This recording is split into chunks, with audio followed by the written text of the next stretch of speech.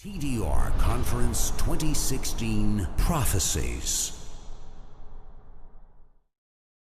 The reality is, my brothers and sisters, I know today there is a huge debate about music.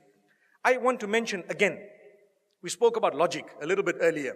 We know from a religious perspective, the ruling. Let's speak about from a logical perspective. Wallahi, now I have done my own little research with non-Muslims. And I have asked religious non-Muslims, I'm talking of Christians and Jews and Hindus, etc., naming top pop stars from the music industry. Would you allow your children to listen to this person? Never. Would you allow them this? Never. Would you allow them that? Never. Why? It's dirty, it's immoral, it's filthy, it's degrading, and it's unacceptable. Not in my home. But you're a Christian, I know, not allowed. But you're a Jew, not allowed in my home. But you're a Hindu, never, not with my children. Why?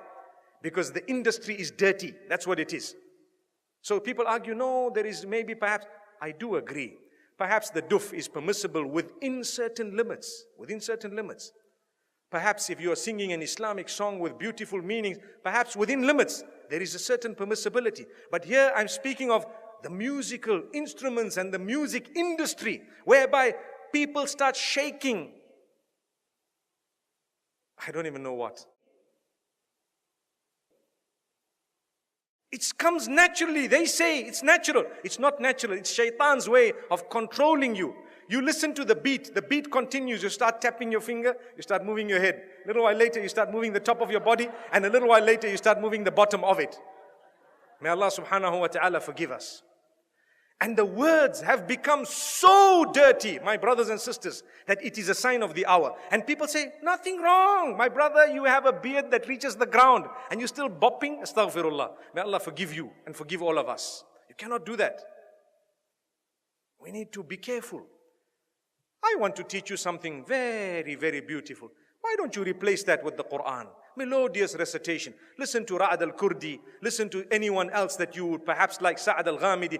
Beautiful recitals of your choice. Abdul Basit, Abdul Samad, whoever else you like. There will be so many people. Replace it. It's beautiful. It's soothing.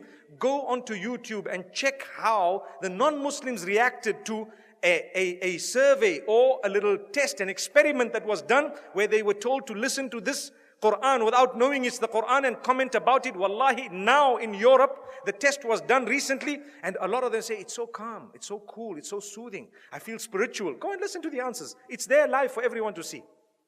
And we Muslims who have the Quran, we are not achieving any soothing, no comfort, no nothing from this. How and why? Surely you can replace it. I would rather be resurrected and arrive in the presence of Allah subhanahu wa ta'ala, having known as a person who gave up dirty music for the words of yours, O Allah. I didn't want to listen to all of this. I gave it up. I know there was a debate about halal, haram. I do know the majority of the scholars said it's not permissible. I do know some of them said, okay, within a certain scope it's okay. But remember, those who say within a certain scope it's okay, none of them say that the musical industry of today is permissible. Not even one of them.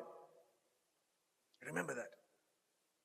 I would rather come in front of Allah and be resurrected as a person who just substituted all of this for the Quran. Allahu Akbar. Donate now. Go to thedailyreminder.org/donate.